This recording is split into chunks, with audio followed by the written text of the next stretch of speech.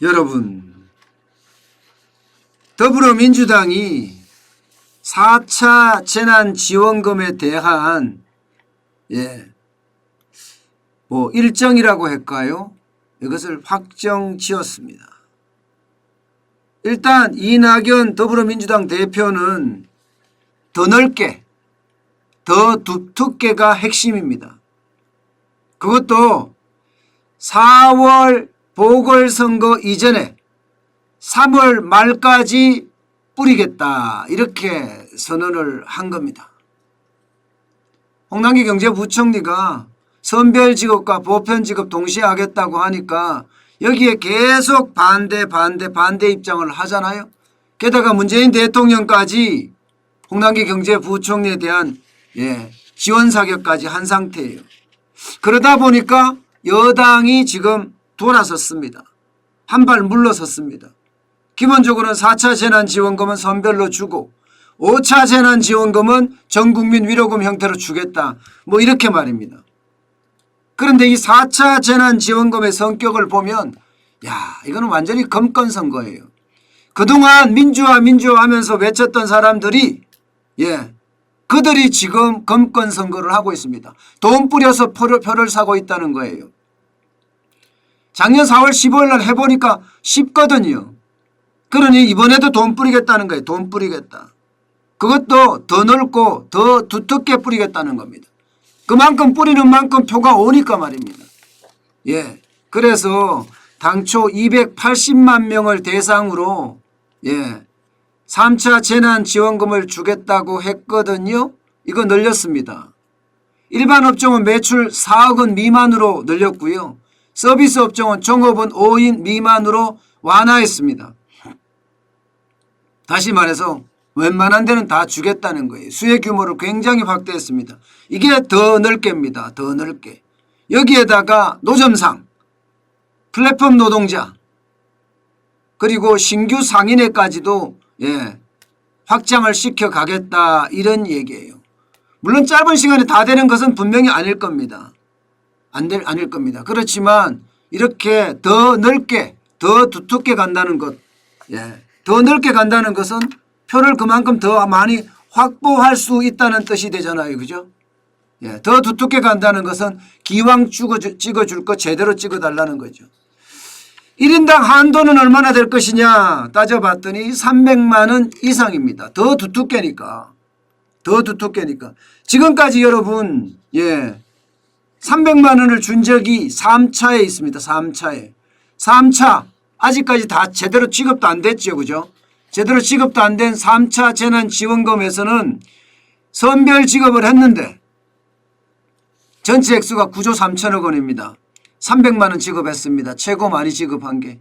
1차 재난지원금 전 국민에게 100만 원 지급했고요. 2차 재난지원금은 200만 원 지급했습니다. 300만 원, 3차 재난지원금은 300만 원으로 최대 지급했습니다. 그런데 4차 재난지원금은 어떻게 될까? 300만 원 이상입니다. 300만 원 이상. 지금 내용으로 봐서는 500만 원까지도 가능하겠다, 이런 생각이 들어요.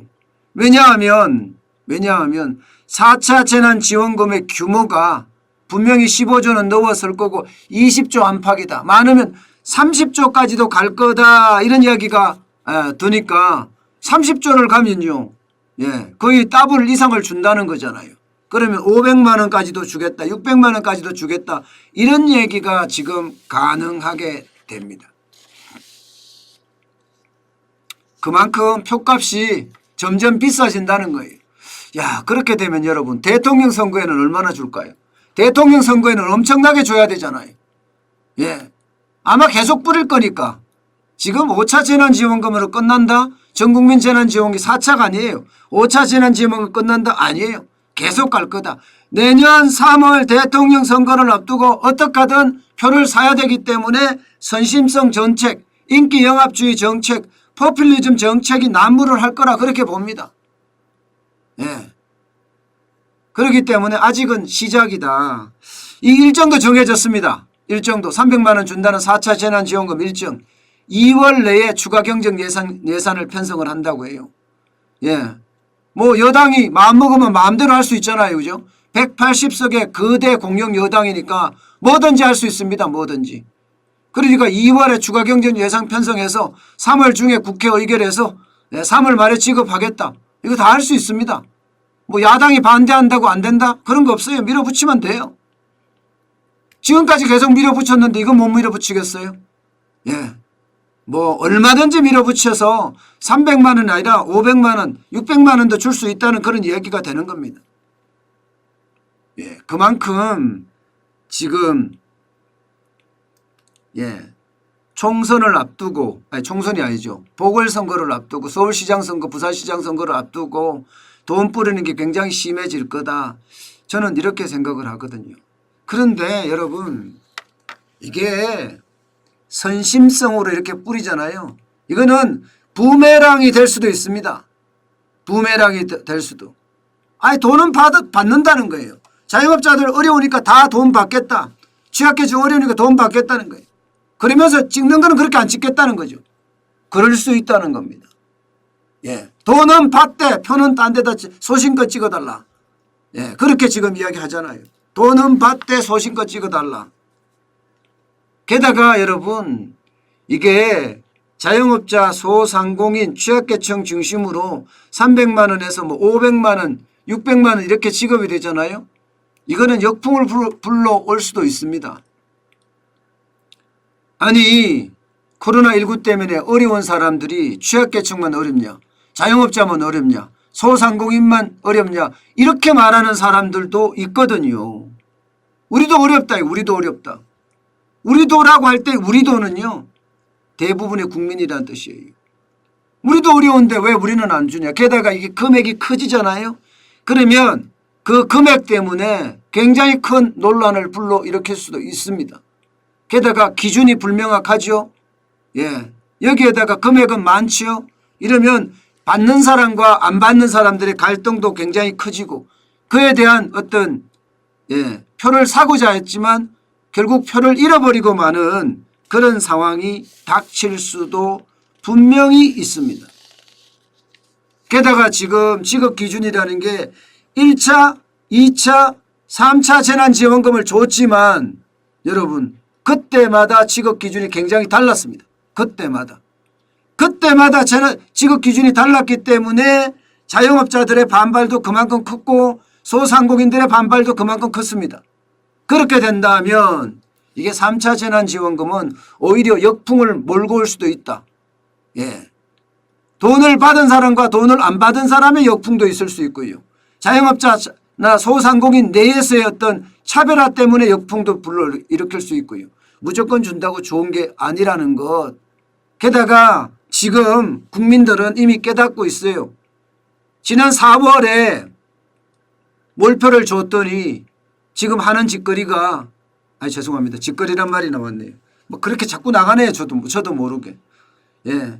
하는 정책이 지금 모두 다 국민을 어렵게 하는 정책만 쓰잖아요. 부동산 정책도 그렇고요. 금융 정책도 그렇고요. 이게 표 중심으로 자꾸 가다 보니까 한쪽에는 뭐 만세를 부르는지 모르지만 다른 한쪽에는 그야말로 불만 폭발 부글부글 끓어요. 이게 표를 중심으로 한 정책의 단점이거든요. 아마도 이런 어떤 정책, 인기 영합주의, 포퓰리즘 이것 때문에 결국은요 더 어려워질 수도 있다는 그런 생각을 할 수 있습니다. 실제 여러분 여권 내에 있는 사람들에게 이야기를 들어보면요 이런 이야기를 해요. 소비 진작을 위한 전국민 지원금은 방역 상황이 좋아지고 당정의 결심만 선다면 언제든 가능할 거다. 야, 이 말을 여권 핵심 관계자가 이렇게 했다는 자체가 오만의 극치죠. 언제든 가능할 거다. 뭐 이렇게까지 이야기하니까 여기에다가 전국민 지급 유세 후 대성을 거뒀던 지난해 총선을 대자비하면서 4.7 재보선에서 기대하는 분위기다. 이렇게까지 이야기해요. 이게 금검선거잖아요. 금검선거. 돈 뿌리지 말라고 했잖아요. 고무신 주고 표 사지 말으라고 그렇게 민주화 하면서 외쳤던 사람들 그렇게 하지 않았습니까? 그런데 그들이 지금 그 짓거리들을 하고 있습니다. 그 짓거리들을. 나라 살림을 다 박살내면서 말입니다. 아니 여러분, 이렇게 앞으로 계속 반복이 될 거잖아요. 반복이 되는 만큼 국가 예산은 박살납니다. 안 그래도 지금 빚이 많아요. 올해 정부 예산안대로 그냥 그대로 간다고 하면요, 올해만 적자 국채가 94조 원이에요. 558조 원래 예산 중에 94조 원을 적자 국채를 발행을 해야 돼요. 그렇게 됐을 때 956조가 우리의 빚입니다. 이번에 20조를 하면 970조가 넘죠. 올해 안에 전국민 5차 재난지원금까지 가게 되면 올해 안에 부채가 1,000억을 넘을 수도 있습니다. 1,000억을 넘을 수도. 그러면 부채 비율도요 50%를 넘을 수가 있어요. GDP 대비. 지금 여러분 GDP가 1918조가 작년입니다. 1918조. 만약에 국가 채무가 1,000억이 넘는다, 50%가 넘는다고 생각을 해보세요. 그러면 대한민국은요 엄청난 위기에 직면할 가능성도 있습니다. 우리는 기축통화가 아니에요. 달러나 앵화나 원화나 뭐 유로화나 다릅니다. 원화는 반드시 다릅니다. 달러나 앵화나 유로화나 이런 거는 기축통화예요. 위안화까지도 기축통화라고 할 수 있을 정도로 딴 데서 다 받아주거든요. 그러나 원화를 받아주나요? 안 받아주죠. 이렇게 되면 결국은 비기축통화 국가 중에 부채 비율이 가장 높지는 않지만 서열 3위 안에 들어갈 수 있다고 이야기할 정도예요. 그러면 언제든지 경제가 흔들거릴 수 있다는 이야기입니다. 뿌려주는 거 좋습니다. 뿌려주는 거 좋지요. 경제가 어렵다 하니까 뿌려주는 거 얼마나 좋겠어요. 그렇지만 여러분이 생각을 해보세요. 부채 비율은 계속 늘어나고, 그러면 국가 부채가 늘어나면 결국 세금으로 충당할 수밖에 없습니다. 지금이야 부자 정세에서 부자한테만 세금을 많이 때리지만 이것도 한계가 있습니다. 무조건 부자 정세가 될 수 있는 게 아니에요. 결국은 보편 정세로 올 수밖에 없습니다. 그럼 보편 정세가 오면 결국 우리가 지금까지 1차, 2차, 3차, 4차 재난지원금 받았던 거 세금으로 다 토해내야 돼요. 그만큼 또 어려워지는 거예요. 이게 악화가 양화를 구축한다고. 정부는 포퓰리즘에 의해서 표를 사기 위해서 돈을 계속 뿌리고, 그 모자란 돈 서민한테 세금 걷어들이고, 이런 양상이 계속되면 어떻게 된다고요? 베네수엘라 된다니까요. 베네수엘라. 그렇게 갈 가능성도 굉장히 커지고요.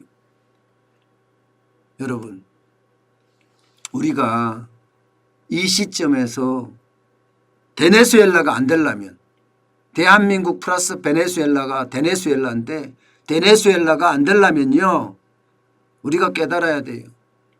그렇다고 포퓰리즘 경쟁이 붙었는데 여당이든 야당이든 계속 뿌리겠다고 하는데 안 받는다고 이야기할 필요도 없습니다. 안 받는다고 이야기할 필요도 없어요. 나는 받지 않겠다 이야기도 필요 없고, 돈은 받되 표는 소신 것이라고 옛날에 김대중 대통령이 그런 이야기 했나요? 지금 우리에게 그런 중요한 의사결정을 해야 될 시기가 아닌가 싶어요. 그래서 뻔때를 보여줘야 됩니다. 뻔때를 보여야지 국가 부채, 나라 빚 무서운 거, 세금 함부로 쓴 거 이거 안 된다는 거 알게 될 겁니다. 저는 우리 국민이 그만큼 똑똑해졌다고 생각을 합니다. 그렇기 때문에 언제든 우리 국민은요 거기에 대한 아주 정확한 심판 저는 하리라고 생각을 해요. 그래야 되고요. 그래야지만이 우리 국가가 살아날 수가 있다는 겁니다. 지금처럼 인기 영합주의로 포퓰리즘으로 돈을 이렇게 계속 뿌려대면 우리 국가는 흔적도 없이 침몰할 수도 있습니다.